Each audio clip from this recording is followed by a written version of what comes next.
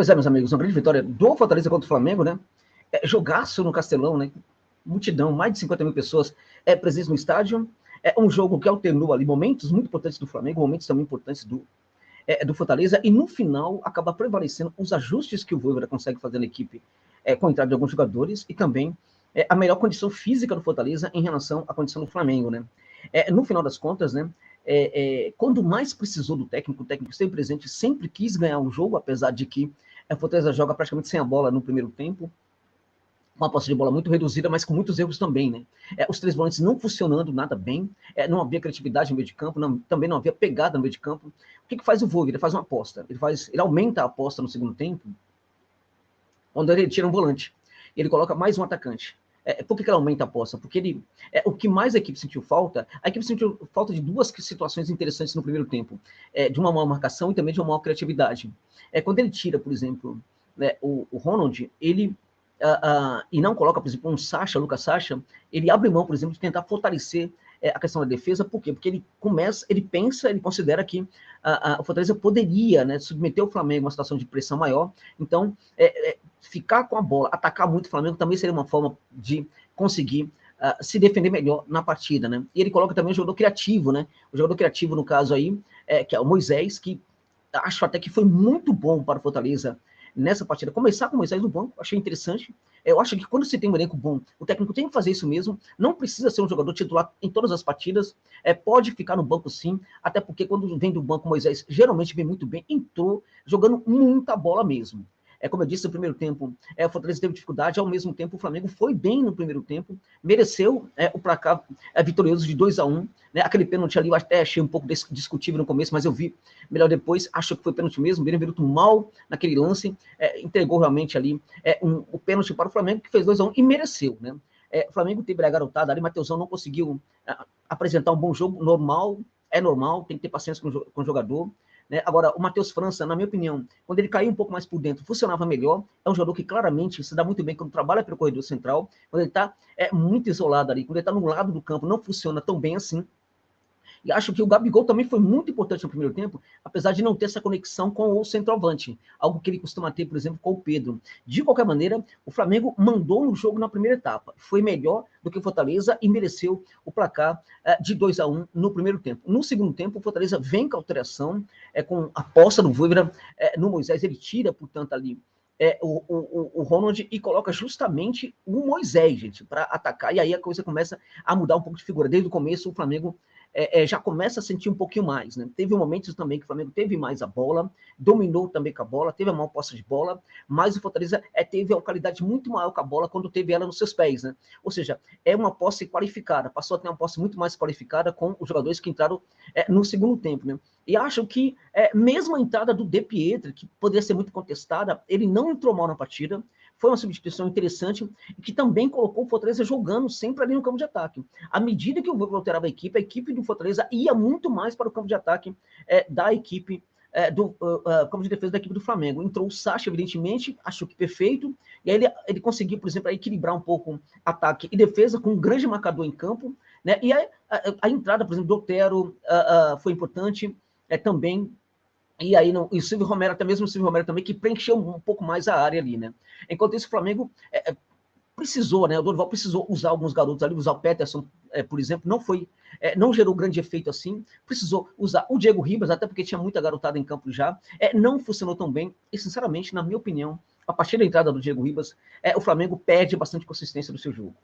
A gente precisa falar muito desse ponto aí. Será que o Diego Ribas ainda pode entregar para o Flamengo? O Flamengo perde, sobretudo, a situação de meio de campo, justamente quando entra o Diego Ribas. E quando está em campo Diego Ribas e Otero, a coisa pende para o lado do Fortaleza. O Fortaleza, portanto, nos minutos finais, pressiona muito o Flamengo, mas absurdamente, até conseguir fazer o gol. Destaque para o Pedro Rocha no primeiro tempo, né, gente? Fez 2 gols, uma noite iluminada do Pedro Rocha, que foi muito bem na partida. O Caio Alexandre, que foi mal na primeira etapa, também jogou melhor. O jogo dele acabou melhorando muito com algumas substituições que o Vojvoda fez, né? O Caio Alexandre foi autor do gol numa jogada ali, deste que para mim foi um dos destaques do Fortaleza, que foi Moisés, né? Fez uma grande jogada e deu aquele arremate para o gol. A gente pode imaginar ali que, na verdade, o Santos falhou no lance, né? Mas é discutível, porque a bola ela vai com muito efeito, né? É muito forte, vai com efeito, embora tenha ido em cima do goleiro, aquela talvez tenha sido a defesa possível. O problema qual foi aí para o Flamengo? O problema do Flamengo, na verdade, teve a ver muito mais com o preenchimento da área para os jogadores do Fortaleza. Entende? Então o Vojvoda, ele fez essa aposta aí. Ele apostou que o time ganharia o jogo se ele colocasse mais atacantes. Ele foi para cima do Flamengo nos minutos finais, completamente. Aquilo que o Fortaleza não fez no primeiro tempo, não fez em parte do segundo também. Nos minutos finais, praticamente foi para cima do Flamengo, né?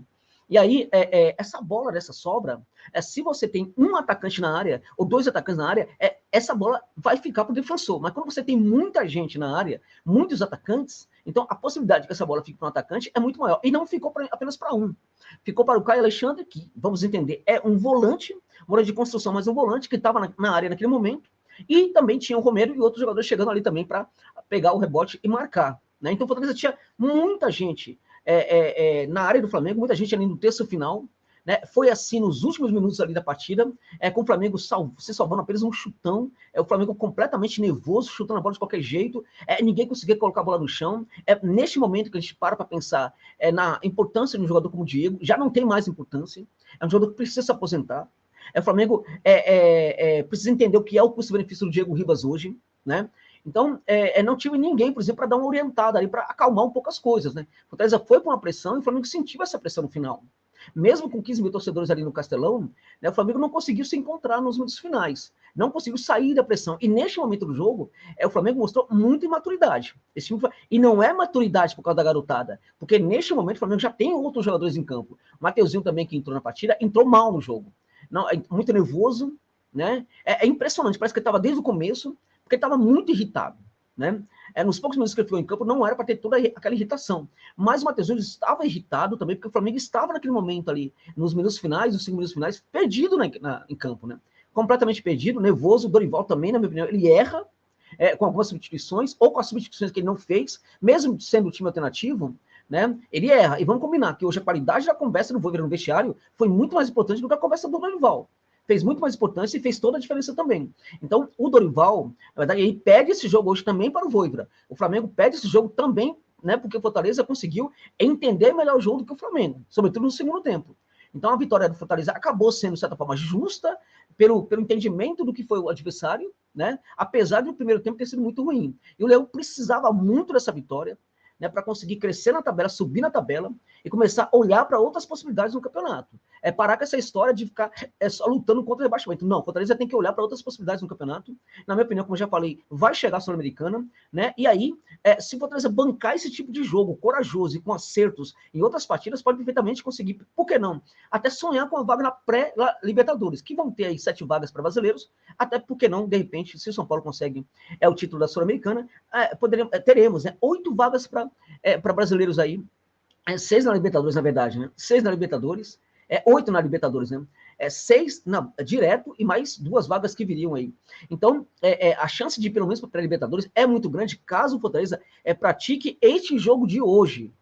O que a gente não pode esperar do Fortaleza agora é que na próxima partida contra adversários mais frágeis, a equipe volte àquela nhaca contra o Juventude. Porque essa equipe que hoje venceu o Flamengo, né, não é aquela equipe que jogou contra o Juventude. Aquela equipe que jogou contra o Juventude tem que pedir perdão para essa equipe que venceu hoje o Flamengo. Porque essa equipe do Fortaleza que eu estou acostumado. Parabéns ao Leão por essa grande festa, essa grande vitória, festa no Castelão, emocionante, 4 minutos de acréscimo, o gol saiu justamente aos 49 minutos do segundo tempo, justamente no último minuto de acréscimo, para a festa da torcida. E assim, Caio Alexandre merecia fazer esse gol. Fez o gol, guardou a bola na rede e saiu para o abraço. Parabéns ao Leão, parabéns ao Fortaleza por essa grande vitória, e ao Flamengo fica a lição aí, né, poderia ter um resultado muito melhor, apesar do time alternativo. Isso não aconteceu, na minha opinião, sobretudo por causa das escolhas do Dorival Júnior. É isso.